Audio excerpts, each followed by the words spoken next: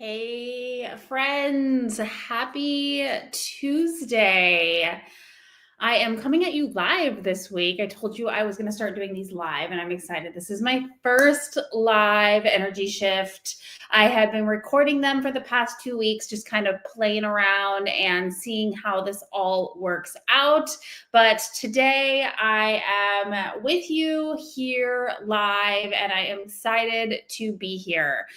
I'm going to be talking today about perimenopause symptoms and some relief tips that should help you to feel better and to have a little bit of a peace of mind, because it can feel like a super lonely stage of life. I have gone through it myself, and what I didn't know, you guys, is that perimenopause can start as early as 35 years old. So that's actually the onset of when my symptoms started. I experienced pretty extreme weight fluctuations. I gained about 40 pounds in a couple of years' time. It seemed like overnight, but when you look back at it, it did span over the course of time. I had a lot of sleep issues that I blamed on trauma and even the pandemic. There were a lot of things that were just happening to me that weren't normal. I couldn't sleep. I was highly stressed out. I was highly anxious. I was gaining weight rapidly, even though I was working out. I was eating clean. I was not as diligent about my drinking habits as I should have been. I have been very honest about that in the past, but I have since cleaned that up, and that helps too. We're going to get into that today also. So earlier on in the week, I asked what your main perimenopause symptoms were. And a lot of the things that I heard were weight gain, mood fluctuations and changes, itchy body, parts, ears were one of them, hip and joint pain. Those were some of the main ones. And if you have any more that you want me to address, I think I can see comments coming in. So let me know if you have anything. Maybe I can't. Well, that's okay. Anyway, but I'm going to address some of them. I'm going to go over some supplementation, and I'm going to go over some reasons why you are experiencing these symptoms and how you can start to work on feeling better, feeling a little bit more like yourself, and lose body fat, have more energy, sleep better, all of those things all at the same time. So regardless what your goal is, even if you don't have a fat loss goal, that's okay. This is going to help you as well to get back to the energetic version of you that you were, sleep better, because sleep is a huge one in perimenopause. A lot of this has to do obviously with hormonal shifts in the body, and we have spent a large majority of our adult lives as women trying to morph or change our body composition. So when we reach our late 30s and early 40s, it can become significantly harder to understand what's happening to our bodies. And I'm going to try to explain this to you. You'll have to excuse me. I'm on a little bit of a delay. I have some really bad allergies today for some reason. So I took an allergy pill. I feel fine. It's just that weird allergy pill feeling where you feel like you're a little bit walking through jello. So if I'm slightly delayed in my thoughts, that is why. But anyway, so perimenopause can start as early as 35. Now, it can range from 35 all the way to 55, 60 when we go through full on menopause, stop having periods, that kind of thing. If you're still having a period, you are still in that perimenopause stage of life. A lot of the symptoms that we experience in perimenopause have to do with our metabolic health. So this isn't addressed, and I think it's because there's a lot of medical professionals that just don't understand how important it is to continue to prioritize our metabolic health as we get older, especially for women. It is arguably more important for women to prioritize lean muscle mass. So, our muscle is directly connected to our metabolism. And if we are not diligent about maintaining and or growing lean muscle mass as we age, we are going to experience more symptoms of perimenopause as we get older or earlier on in life, or the symptoms will be far more extreme than some other people. You might wonder why some people have less symptoms than you do, and that could be part of it. So there's a lot of it that goes into that. Gut health is also highly, highly important, and so is liver health management. If you're like waking up in the middle of the night at 3 a.m., this indicates a liver problem. So we have to start to address these things, and this is what I do primarily in my practice. I work with men and women. Obviously, men are not in perimenopause, but I work with men in middle age too. But a majority of what I do is help women understand what's happening to their body in perimenopause. Most of them come to me for fat loss resistance or the inability to lose fat loss or to lose body fat. But what we do really is improve health markers, and then the side effect of that is fat loss. So we're talking about gut health, we're talking about metabolism, and we're talking about liver health. So the younger generation is not as keen on alcohol consumption as we were when we were younger. I was a big drinker, especially in my 20s. I worked in the bar scene and I did a lot of damage probably to my liver. And I didn't really do anything to help support my liver as I, got a little bit older, stopped drinking as much, stopped partying as much. And so what happens in the body is if your liver is disrupted, it runs on a cycle, and it is going to wake you up sometime between 2 and 3 a.m. This is where our mental health kicks in. So you might experience anxiety at this time. Your brain starts to spin. You wonder where your passport is. It's nonsensical stuff, really, but I'm going to help you with tips and tricks on how to fix that. First of all, if we're working on liver cleansing, number one is we got to ditch alcohol for a good chunk of time. I'm sorry. I know there's a lot of people here that don't drink. I know there's a lot of people here that do drink in moderation. There's nothing wrong with moderate drinking, but if we're dealing with hormonal issues and we're dealing with liver and gut issues, we do need to take a break from alcohol for a little while in order to help to fix those things, get you back on track, get your body healthy, get your liver healthy, get your gut healthy, get your hormones on track so that you can start to feel better. All of this stuff is going to also promote fat loss. If these things are stuck, you're not sleeping, your gut health is out of control, you're always inflamed and you're always bloated, whether or not you're losing body fat, you're going to have a hard time seeing any results from your efforts. So number one is liver. I would highly, highly recommend, number one, taking a break from alcohol, quitting alcohol for a good chunk of time. Now, I don't mean 30 days. This is going to be some hard truths for some people. I get it. But I'm talking about 3 to 6 months of a liver cleanse protocol where we are prioritizing no alcohol and either a liver cleanse supplement or milk thistle. You can use either. I get a liver cleanse supplement just at like Whole Foods or Sprouts or something like that. And I will use that for 2 rounds, especially if I'm waking up at 3 o'clock in the morning, and it will help to cleanse the liver and get your sleep back on track. That's number one. Number two, we're going to promote a high fiber diet. When the liver is off, the gut is usually off as well. So you might experience bloating, you might experience inflammation. So like if you wake up in the morning, your face is puffy, that's some inflammation that indicates that there is probably both an issue in the gut and in the liver. We're probably too low on fiber. And we want to eat about 25 grams of whole food fiber sources a day. If you need a list, I have one. Shoot me a direct message. I will send that right over to you.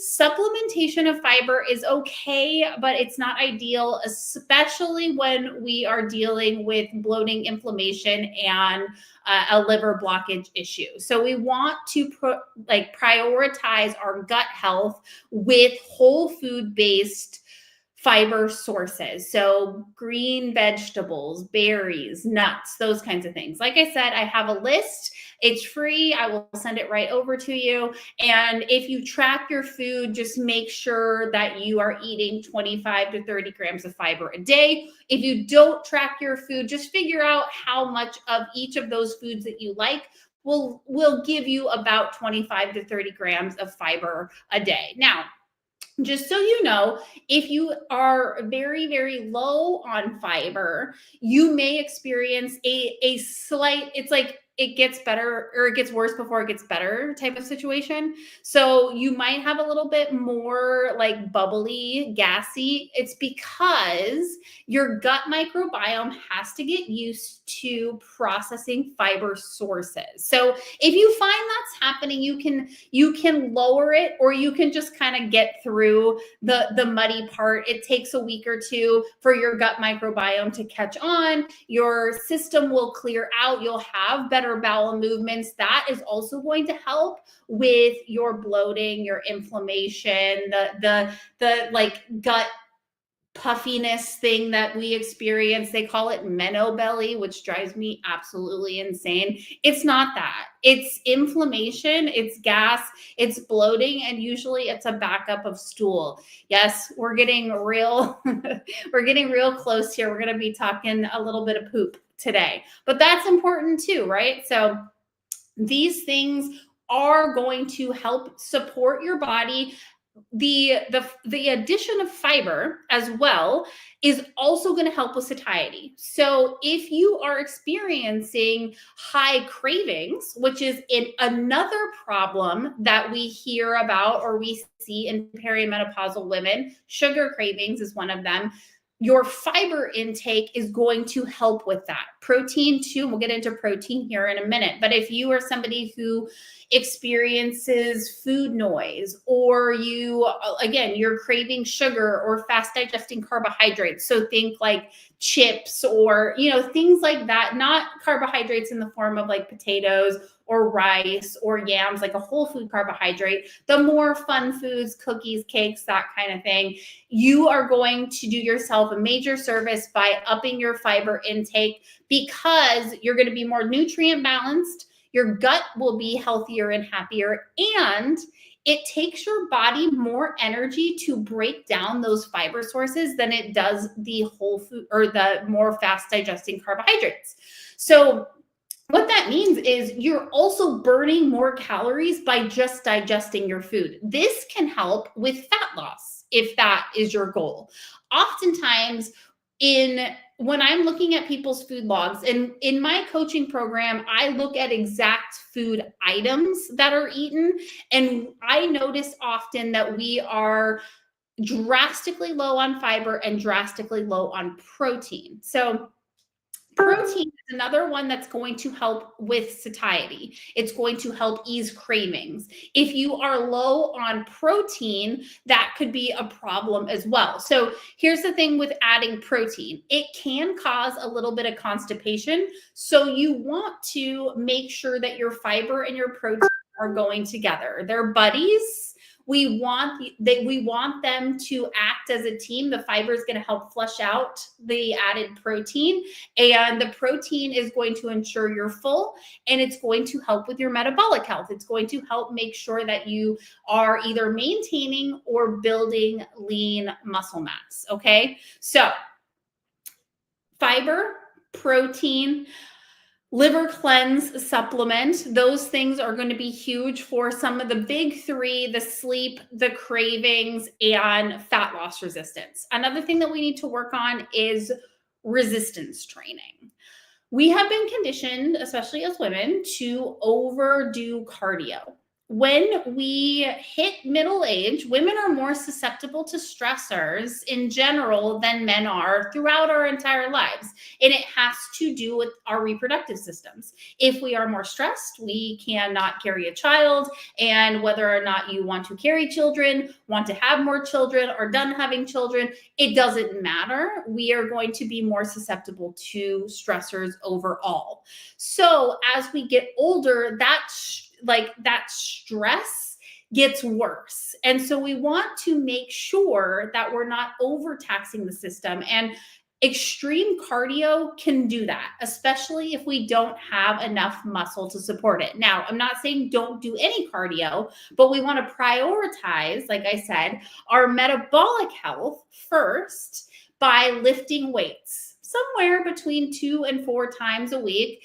And we want to be lifting heavy. Ladies, we carry around these heavy bags, these heavy purses, toddlers all day long. And then we go to the gym and we lift up these like 2 to 4 pound dumbbells. Lift some heavy weights. You are going to build muscle fast if you haven't been lifting.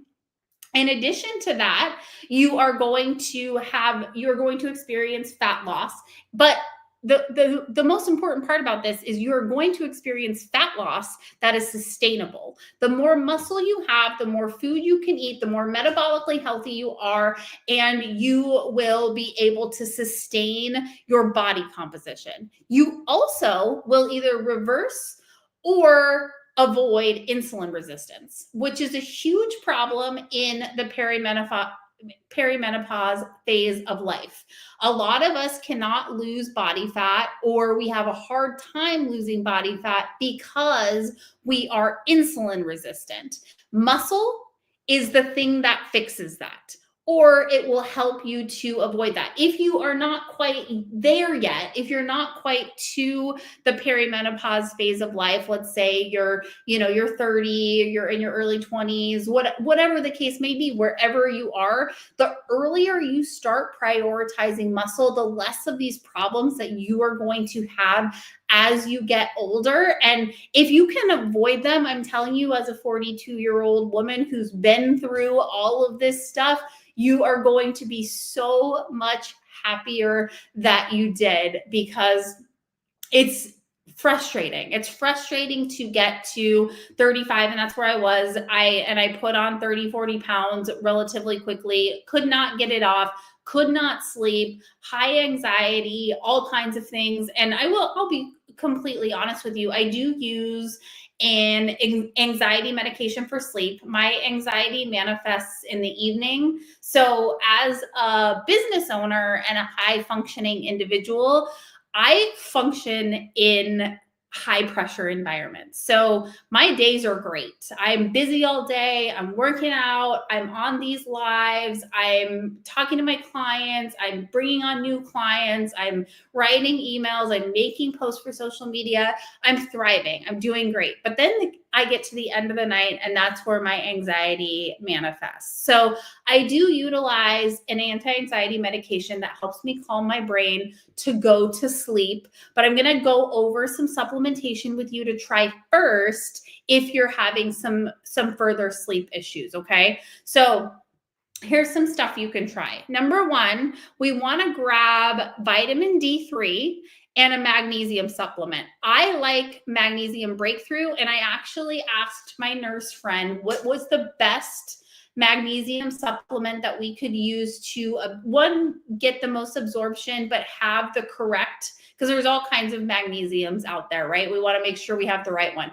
Magnesium Breakthrough, you can get it on Amazon. I also have my supplement stack that I use for my perimenopause symptoms. I just ordered them all from Amazon because my husband will be back in the States next week. If you want to see what I use, shoot me a message. I will get that straight over to you. But we want magnesium and we want vitamin D3. Most of us are deficient in vitamin D because we're inside all day. We're working from our computers. We're chasing kids around. We don't get outside as much as we should. So what you want to do with these 2 supplements, one, D3 should be taken either at lunchtime or at breakfast with food.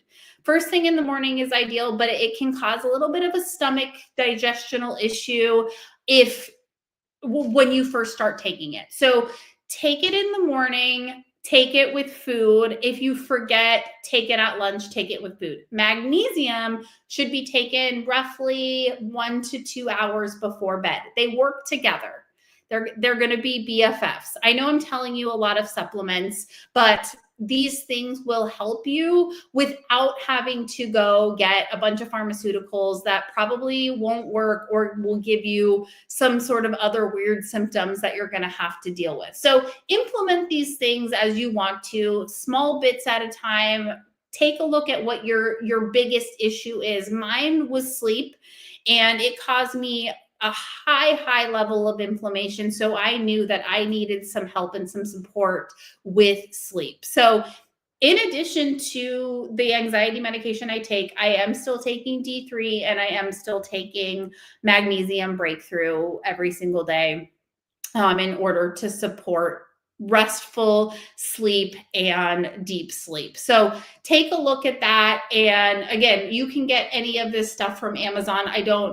I can send you the recommendations of what I use.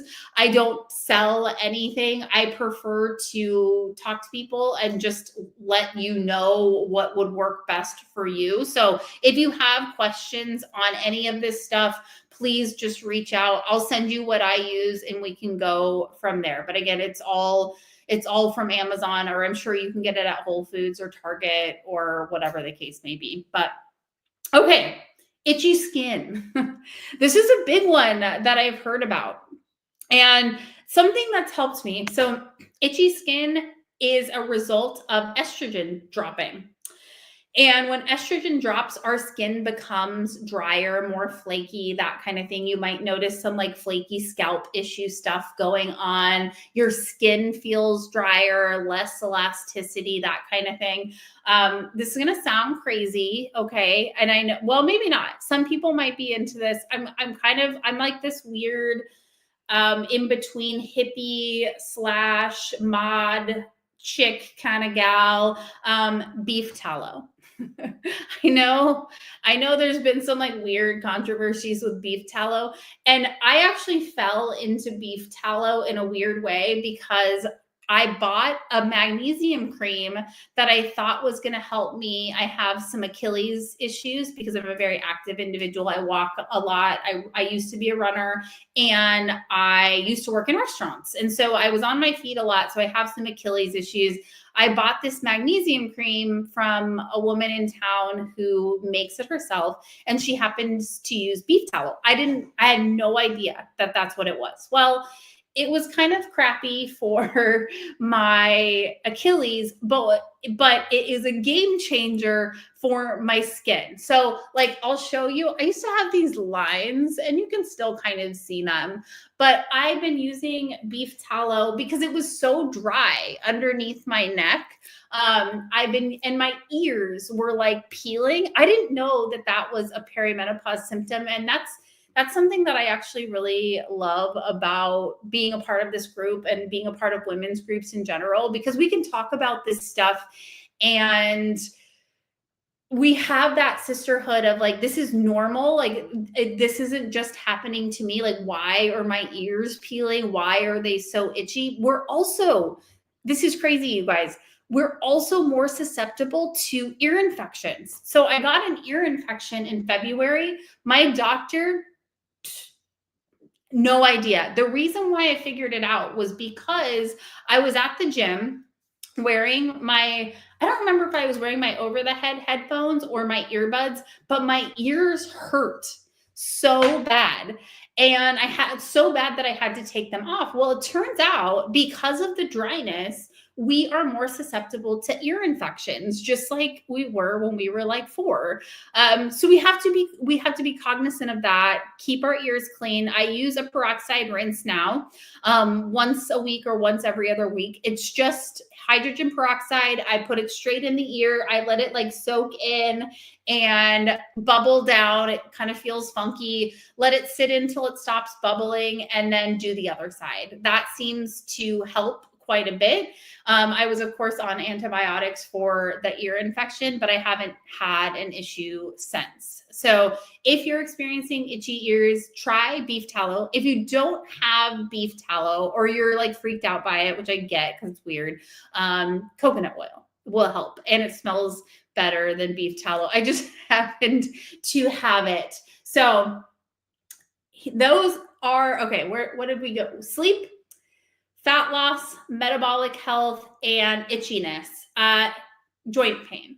You need to either up your intake of omega-3s, so fish, salmon, that kind of thing, or take a fish oil supplement. That will help you significantly with the joint pain. Now, we want to take fish oil in the evenings because fish burps are gross, and you'll taste it throughout the day. That will help you to minimize some of the inflammation in your joints that's coming from the hormonal shifts that you're experiencing. So will building muscle. As we lose muscle mass, we're also losing bone density, which can make our joints and our bones ache more too. So if we are prioritizing our metabolic health through resistance training, it's also going to help with bone density issues. It's also going to help with joint pain. So there's a lot of things you can do. And I know it's been 26 minutes and I've thrown a lot at you today, but I'm hoping that this will help you at least get some relief from some of the extreme symptoms that you are experiencing in perimenopause. If you have any questions at all, please, please, please feel free to reach out. I will do the best that I can to give you what I can. And like I said, I know I talked a lot about supplements today. I don't over supplement, but I do find that if we can address the symptoms, especially liver, that kind of thing, with food first is always my goal. And then a natural supplementation before we go the route of pharmaceuticals, you're going to alleviate a lot of the problems that we experience from over medication as we get a little bit older. And I would rather you supplement or go on HRT or go on pharmaceuticals later on in life when you need them, because if we go on HRT too early, our bodies then stop producing the hormones that we are producing, because it's getting them through artificial means. So if we can balance that stuff out as long as possible, and then later on when we get to the more menopause phase or post-menopause phase, and we do need to supplement in some capacity hormones or peptides or whatever the case may be, then we look at that option. But the other thing about this that's cool is if you are prioritizing protein, you're prioritizing fiber, and you're prioritizing resistance training, you have a lot more body autonomy to then go to your medical professional, your doctor, NP, whatever the case may be, and be like, so I've been doing this. It has worked for a while. I have noticed a drop in this and this and this. Can we test? And when you go get your hormones, your labs drawn, ask them for specific ones. And you can, again, reach out to me and I can help you with that, because they usually give us trouble with hormonal blood tests for some reason, but ask for specific draws to make the answers that we need. Cortisol is a big one. Sex hormones are a big one. Thyroid hormones are a big one. So make sure you're asking for specifics, and if you need help with that, again, please reach out and let me know. But let that be the last case resort, because in a lot of cases, we can manage these symptoms and actually override and balance hormones in perimenopause so that we have an easier transition into menopause and then post-menopause and then later in life, because we all want to be those strong, badass, 80-year-old women that we see on the internet, or at least I do. That's my goal. Anyone that asks me what my goal is I just want to be like a really strong 80, 85-year-old. So I hope that this was helpful. If you guys have any questions at all, please feel free to, again, send me a message, shoot me a follow. I post every day menopause, perimenopause tips, fat loss tips, all kinds of tips about how to get your body to respond naturally and overall change your relationship with food, with dieting, with your body. So shoot me a follow. I would love to get to know you and connect and help you out if I can. Have a great rest of your day, and we will see you next week. Oh, and if you have anything you want me to talk about on these, I am going to be on every Tuesday. I would love to hear your ideas on topics. Like I said, I'm a multi-certified nutritionist. I'm a perimenopause specialist. I'm a fat loss resistance specialist. I have helped people reverse type 2 diabetes. I work with men and women in middle age. There's a lot that I can do with health and wellness. So if there's anything that you want me to cover, please feel free to reach out and we will get it up here. So you guys have a great rest of your day. I'm going to go grab some lunch and we'll talk soon.